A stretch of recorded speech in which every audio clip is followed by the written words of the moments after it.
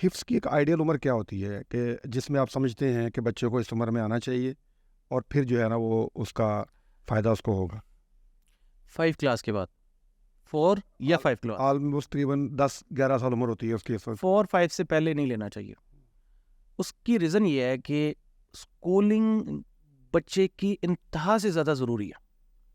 وجہ اس کی یہ ہے کہ وہ اسکول جائے گا، وہ یونیفارم پہنے گا، وہ ڈسپلن میں آئے گا، اس کو پتا ہوگا کہ میں نے یونیفارم پہننا ہے، اتنے بجے میں نے جانا ہے، اس کو وہ پروسیجر سے گزر چکا ہوگا کہ سبق کس طرح یاد کرنا ہے، میں نے اب بڑا اساتذہ کون ہوتے ہیں، رسپیکٹ کیا ہوتی ہے، کتنے بجے جانا ہے، کتنے بجے جانا ہے، میں نے اپنا ناشتہ کب کرنا ہے، وہ ساری چیزوں نا وہ سمجھ چکا ہوتا ہے۔ اور جب وہ حفظ میں آتا ہے نا تو وہ 5 کلاس کے بعد ہم لیتے ہیں، 4 کے بعد ہم لے لیتے ہیں، 4 کے بعد یا 5 کے بعد وہ بچہ سمجھدار ہو جاتا ہے۔ اس وقت تک ہم حفظ نہیں کرواتے جب تک وہ ناظرہ اپنا پورا پڑھ نہیں لیتا۔ میں نے ناظرہ نہیں پڑھا تھا، میں نے 4.5 سال میں حفظ کیا، میں نے ناظرہ نہیں پڑھا تھا، اور وہ تجربہ آج بھی مجھے فائدہ دے رہا ہے۔ جو بچہ ناظرہ اچھا پڑھ لیتا ہے، جوڑ توڑ جو قاری ابراہیم صاحب نے عملی تجوید شروع کروائی وہ اور ناظرہ اگر وہ کر لیتا ہے، میں آپ نیو جنریشن جو ہے نا اس ٹائم 6 سے 7 مہینے میں آپ نے دیکھا ہوگا بہت سارے آپ کو واقعات ملے ہوں گے، 6 سے 7 مہینے میں بچے نے حفظ کر لیا۔ یہ اب یہی ٹائم آنا ہے۔ اب وہ جو 3 سال والا گیا، یہ 3 سال یا 2 سال وہ لگا رہے ہیں جن کو پراپر ناظرہ نہیں پڑھا گیا، تلفظ نہیں پڑھا گیا، بچہ مطلب وہ اپنے آپ کو سمجھتا ہے کہ میں نہیں یاد کر پاتا، یا وہ اس کو توجہ پوری نہیں ملتی، یا گھر کا ماحول پورا ویسا نہیں بنتا۔ اب ہمارے پاس ایک بچہ نے حفظ کیا، اس کی دادو، اس کی مطلب پورا گھر، اس کو پروٹوکول دیا گیا، وہ بچہ آج بھی ایسا قرآن پڑھتا ہے، کمال ہو جاتا ہے۔ ہمارے بڑے اچھے دوست ہیں بابر خورشید صاحب، ان کے بیٹے ہیں عبداللہ، ان کے گھر میں ایک ماحول کریٹ کیا گیا، بتایا گیا یہ اصل میں عزت والا لڑکا یہ ہے۔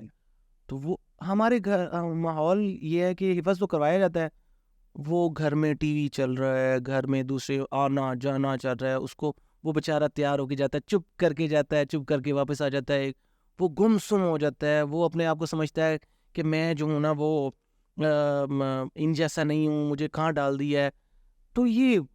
دس از ناٹ فیئر، یہ آپ اپنے بچے کے ساتھ اس طرح نہ کریں، اس کو پروٹوکول دینا چاہیے۔ تو کیسا ابھی آپ نے بھی اپنی گفتگو کا ذکر کیا، آپ فرما رہے تھے کہ حفظ جو ہے وہ اس کا کوئی لوازمات بھی ہیں، اور جو حفظ کرنے والا بچہ ہے اس کے لوازمات بھی ہیں۔ تو جو بچے ابھی حفظ کر رہے ہیں یا جنہوں نے آگے مستقبل میں حفظ کرنا ہے، ان کے والدین سوچ رہے ہیں ان کے بارے میں، ان کو آپ کیا تجویز کرتے ہیں، کیا نصیحت کرتے ہیں ان کے والدین کو کہ وہ کیا کریں بچوں کے لیے، یا کیا آپ لوازمات سمجھتے ہیں اس کے لیے کہ اگر ہوں گے تو بچہ بڑی جلدی حفظ کر لے گا؟ بچہ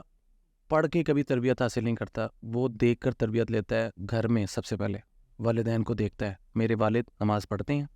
میرے والد قرآن پڑھتے ہیں، میرے والد جو ہیں وہ اخلاق کے کیسے ہیں، کمٹمنٹ کے کیسے ہیں، میرے والد جو ہیں ان کی ماما کے ساتھ ان کا رویہ کیسا ہے۔ یہ بچہ بہت کچھ نوٹ کرتا ہے، مطلب تربیت یہ ہے، یہ جب تربیت لے لیتا ہے وہ اس کو پتہ ہے کہ میرے بابا نے کچھ بھی ہو جو نماز نہیں انہوں نے چھوڑنی، وہ کچھ بھی انہوں نے قرآن نہیں چھوڑنا۔ تو ایک تو یہ ماحول گھر میں بنائیں، نمبر 1 پہ اس بچے کو حفظ کروائیں جو آگے اس کے ساتھ ٹچ میں رہے گا۔ میں تو کہتا ہوں کہ بچے کو حفظ کروانے کے بعد نہ 2 سال کا کورس لازمی کریں، پھر بے شک اس کو جو مرضی بنا دیں،